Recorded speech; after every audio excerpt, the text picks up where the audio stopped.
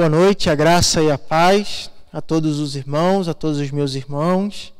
Nós iniciamos nessa noite e com gratidão em nosso coração, com desejo de aprender. E é muito bom tê-los conosco nessa noite, vocês que são da nossa igreja, a família da nossa igreja, mas também aqueles irmãos que nos visitam.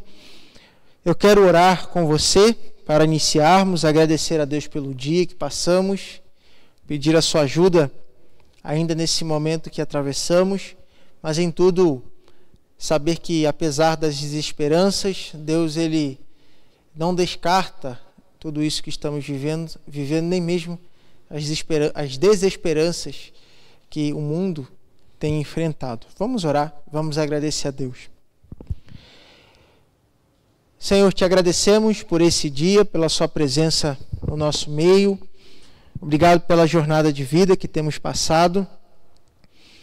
Queremos celebrar ao Senhor nessa noite e, de maneira muito especial, pedir, Senhor, pelos meus irmãos que estão nessa transmissão, nos seus lares, nas suas casas. Pedir a graça do Senhor sobre cada família da nossa igreja, esses irmãos que estão agora.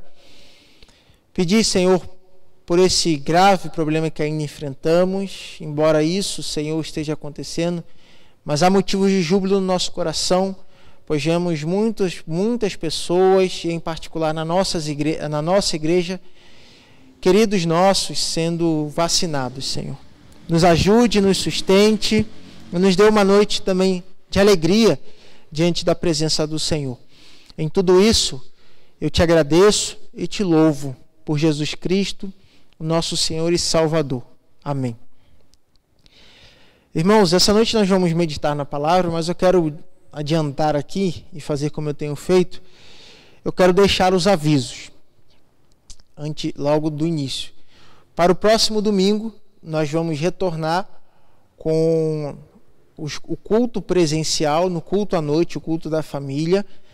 Para esse domingo, no dia 25, nós já teremos pessoas aqui no templo e é claro que continuaremos com a transmissão online. Então aqueles irmãos que não podem vir poderão assistir a celebração de domingo das suas casas. Para os irmãos que queiram vir e tenham disponibilidade, eu peço que vocês entrem em contato com a diaconisa Luciana, dê o seu nome. Esse formato já tem sido feito, acho que a nossa igreja já está adaptada, então nós retornamos com o culto à noite presencial e online. Então, continuaremos com esse formato até a gente poder e ter como retornar com todas as atividades da igreja. Eu quero também dar um aviso referente a uma campanha que o MAGE está fazendo, e eu quero contar com o auxílio da nossa igreja. E essa campanha ela visa auxiliar famílias que estão com dificuldades, e por isso nós queremos pedir o apoio da nossa igreja, você que está assistindo, para vir na igreja, fazer um drive-thru, e você trazer no mínimo 1 quilo de alimento. Será no dia 8 de maio, reserve essa data, 8 de maio, sábado, de 9 horas até as 14 horas. Você, irmão da nossa igreja, poderá vir aqui até o templo, a porta do templo, vir com o seu carro e trazer no mínimo 1 quilo de alimento para auxílio de famílias carentes. Essa campanha visa ajudar pessoas fora da nossa igreja, são famílias carentes que nós estamos buscando auxiliar. Então, no mínimo 1 quilo de alimento nós estamos pedindo que a igreja auxilie. No dia 8 de maio, de 9 horas da manhã até as 14 horas, 2 horas da tarde. Nesse horário, dentro desse horário, os diáconos estarão aqui recebendo a sua ajuda. Então, na porta da igreja, só você parar aqui e depositar a sua oferta. Pedimos a colaboração e o auxílio da igreja nessa campanha. Os irmãos vão vir aqui então ajudar. É necessário, diante de tudo isso que está acontecendo, mas eu digo que mesmo essa campanha ela ainda é o mínimo diante de tantas necessidades. Não havia necessidade alguma de nós, cristãos e igrejas, precisarmos fazer campanhas na igreja. Ajuda ao próximo deveria ser algo natural, intrínseco, inato na nossa consciência, porque não há como falar sobre amor, falar sobre graça, falar sobre perdão, sobre solidariedade e ver alguém necessitado e a gente não fazer nada. Então, separe essa data na sua agenda e vamos nos auxiliar. Esse é um trabalho da igreja, promovido pela mesa diaconal, que visa aí colaborar e contribuir para famílias carentes da nossa região. Amém? Esse é um aviso que eu queria dar desde o início, mas nesse momento eu quero convidar. Nós teremos um momento de reflexão nessa noite. Vamos ler a nossa Bíblia em Gálatas, capítulo 1, do verso 6 e 7. Gálatas 1, você pode abrir na sua Bíblia. Gálatas 1. Gálatas, capítulo 1, do verso 6 e 7. Eu vou ler depois o verso 15 e 16. Carta de Paulo aos Gálatas, capítulo 1, do verso 6 ao 7, do 15 ao 16. Que diz assim: Eu estou muito surpreso em ver que vocês estão passando tão depressa daquele que os chamou na graça de Cristo para outro evangelho, o qual, na verdade, não é outro. Porém, há alguns que estão perturbando vocês e querem perverter o evangelho de Cristo. Agora o verso 15 e 16. Mas quando Deus, que me separou antes de eu nascer e me chamou pela sua graça, achou por bem revelar seu Filho em mim, para que eu pregasse entre os gentios. Não fui imediatamente consultar outras pessoas, nem fui a Jerusalém para me encontrar com os que já eram apóstolos antes de mim, mas fui para as regiões da Arábia e voltei outra vez para Damasco. Até aqui, que Deus abençoe a sua palavra nessa noite.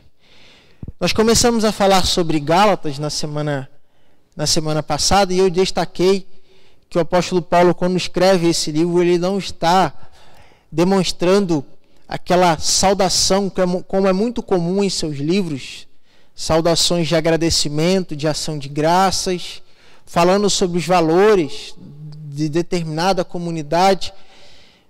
Em Gálatas, Paulo está sendo muito simples e econômico em suas palavras, mas Paulo ele faz isso porque há um motivo, como também foi abordado na semana passada.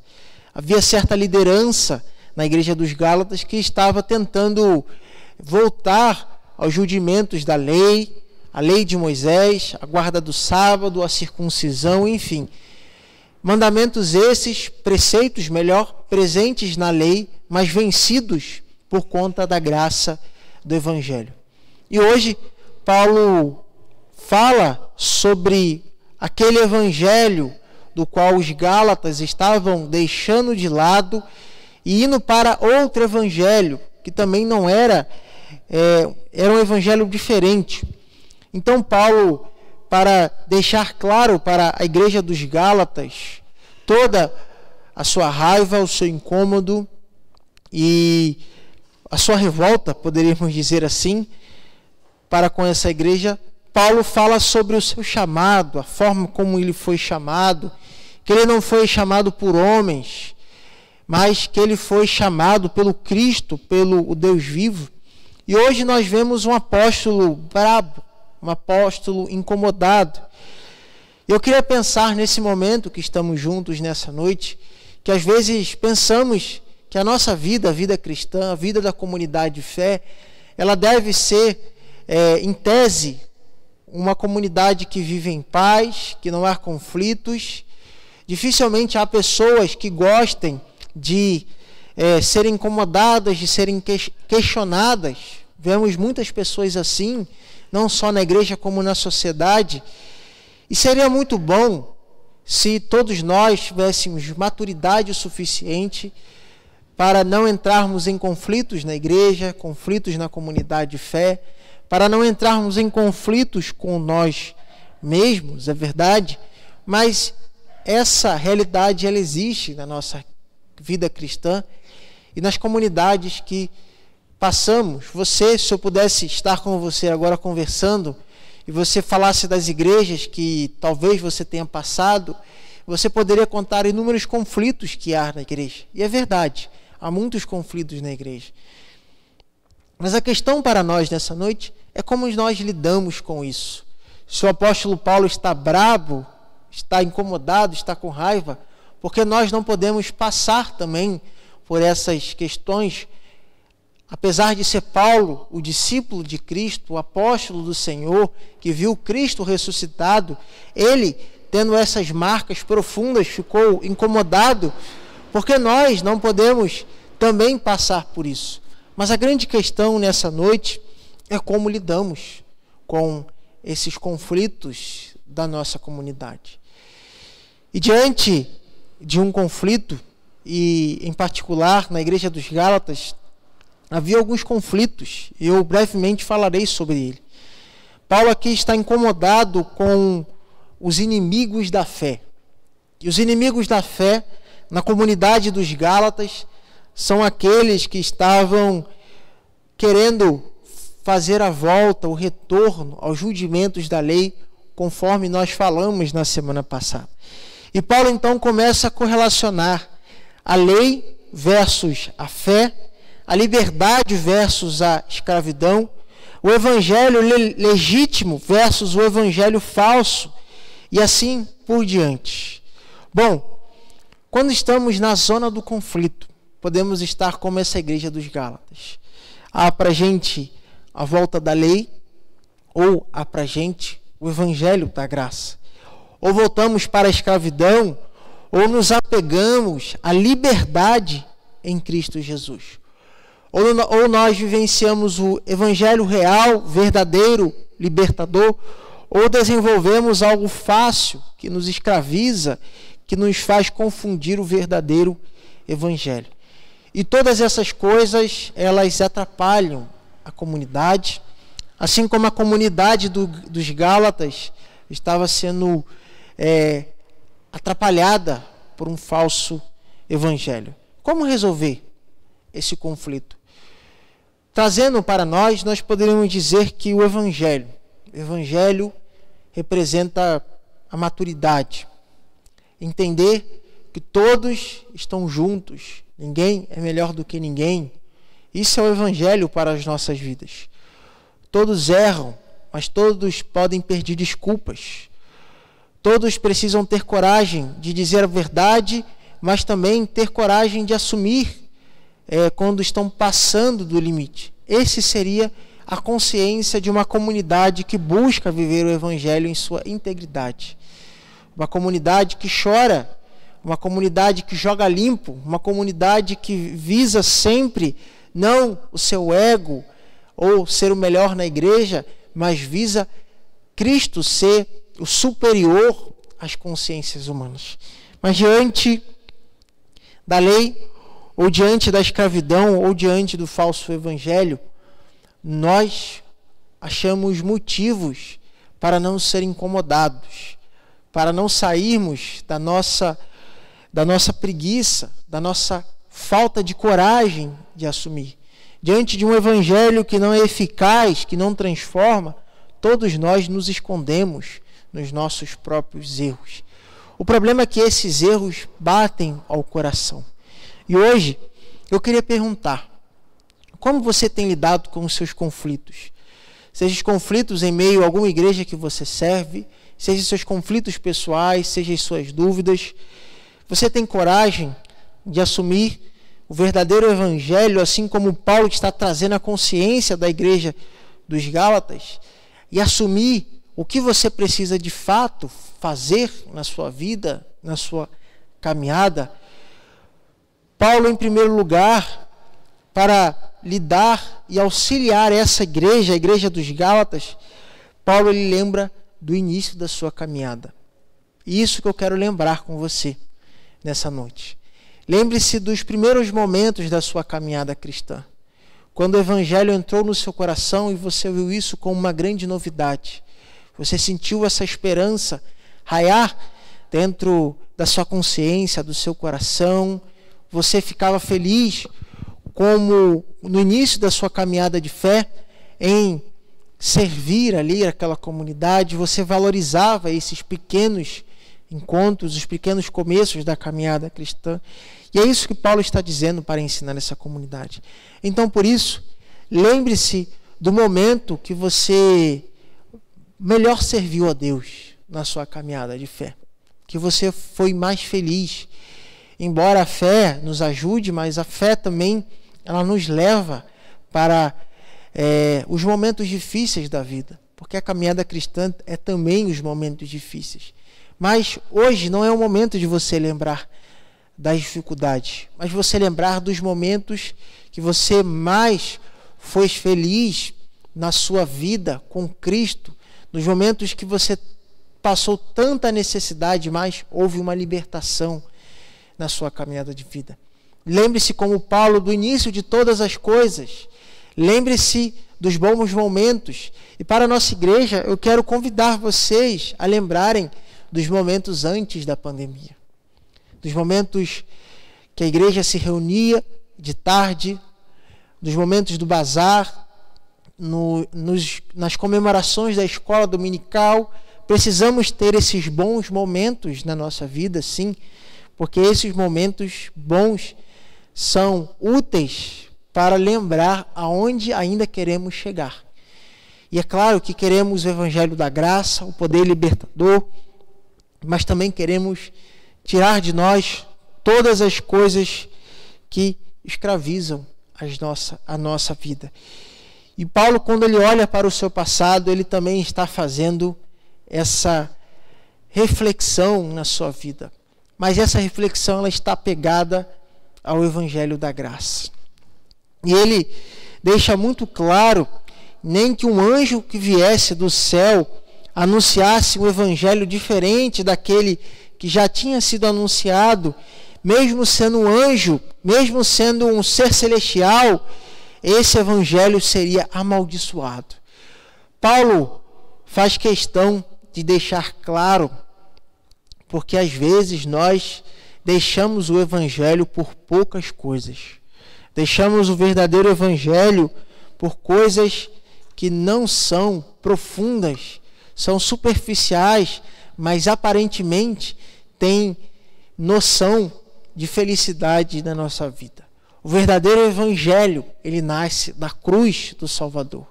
O verdadeiro libertador evangelho, ele nasce da derrota de Jesus, mas da sua ressurreição gloriosa.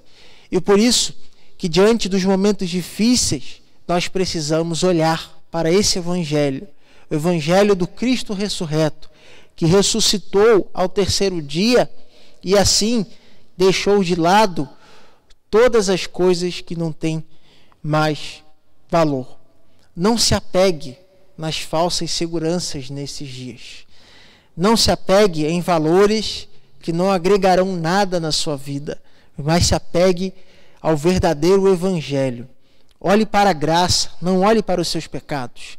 Olhe para Jesus, não olhe para o seu erro, porque quando você olha para os seus erros, isso traz um peso e você termina em uma escravidão. Mas Paulo deixa muito claro que há sempre essa relação, lei versus fé, liberdade versus escravidão, evangelho legítimo versus evangelho falso e assim por diante. Isso porque nós estamos sempre nessa dialética entre a fé libertadora e a fé opressora.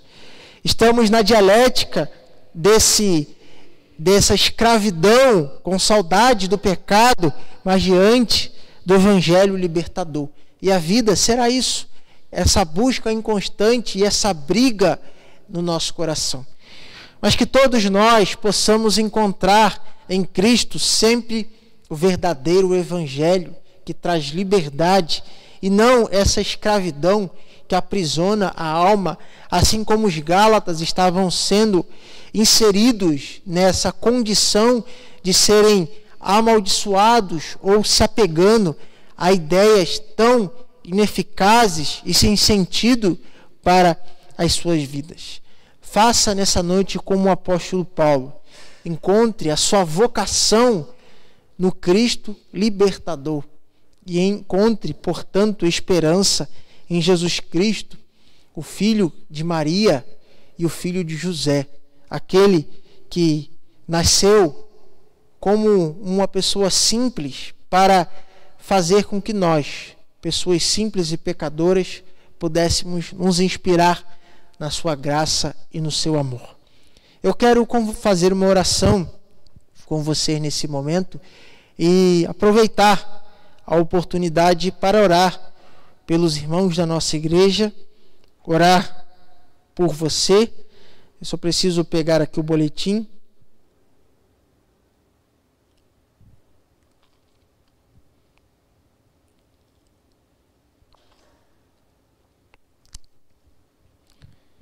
Fazer desse momento um momento de intercessão e oração.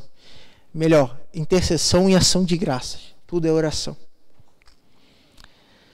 Estamos aqui em oração por nossos irmãos, os irmãos da caminhada, presbítero José Lopes e Anadir. Estamos orando pela Gabriela, pela família do seu Darcy, pelo seu Darcy, pelo Thomas, pelo seu Ronei, pela Maria, mãe da diaconisa Simone, pelo Ademir, mais um agradecimento pela recuperação da sua cirurgia de catarata. Estamos pedindo pela família da Marili e também pedindo pela recuperação do seu Roque e a dona Laís.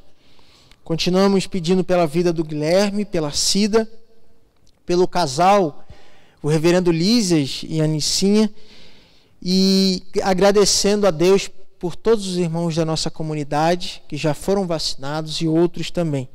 Eu quero também orar nesse momento pelos empresários do nosso país e também pelos irmãos da nossa igreja que trabalham no comércio, alguns irmãos aqui que trabalham no comércio, pedir por essas pessoas que estão sendo prejudicadas por tudo o que está acontecendo. Vamos orar por esses motivos, eu também vou orar por você. Senhor, quero agradecer ao Senhor por esse momento de reflexão, mas fazer desse momento um momento de súplica e ação de graças, Senhor.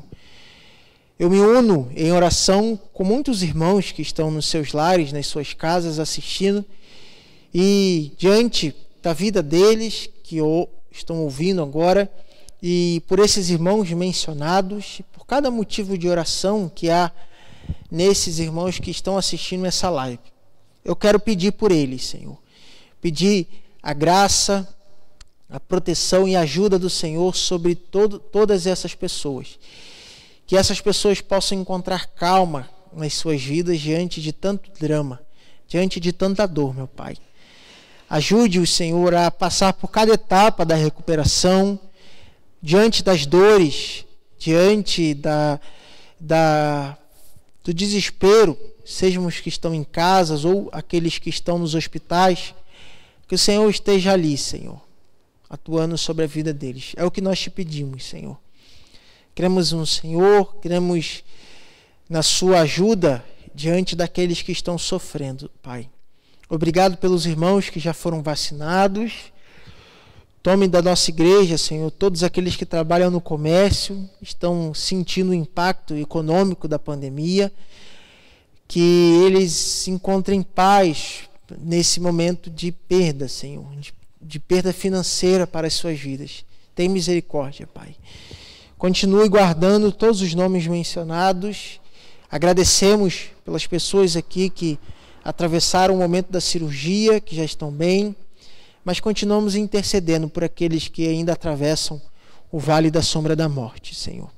Tome todas as famílias enlutadas no mundo afora que sofrem pela Covid, que essas pessoas tenham consigo, Senhor, um ombro amigo, alguém que possa estar ao lado delas para consolá-las, para somente ouvi-las, e que o drama de muitas pessoas, meu Senhor, sirva de exemplo para aqueles que podem permanecer em suas casas. Por todas essas coisas eu agradeço ao Senhor nessa noite. E oramos por Jesus, o nosso Senhor e o nosso Salvador. Amém. Queridos, essa é a reflexão da noite, mais enxuta, mas a ideia nessa noite é você ficar com essa palavra e você encontrar esperança para viver. E nunca se esquecer do Evangelho da Graça e se esquecer do Cristo que morreu na cruz por você. Eu desejo você uma boa noite, eu desejo que você tenha uma noite de descanso e que o dia de amanhã seja muito bom para você. E quando você chorar, e se você está atravessando o vale da sombra da morte, entenda que é o Cristo que nos dá esperança. E se hoje você não tem esperança, se você está desanimado, se você está cansado, se você sente tantas coisas ruins, está tudo bem você se sentir assim. Não há problema, porque mesmo assim, Deus está cuidando de você. Tenha uma boa noite, uma noite de paz, uma noite de graça, e que Jesus nasça em cada coração. Até a próxima. Amém.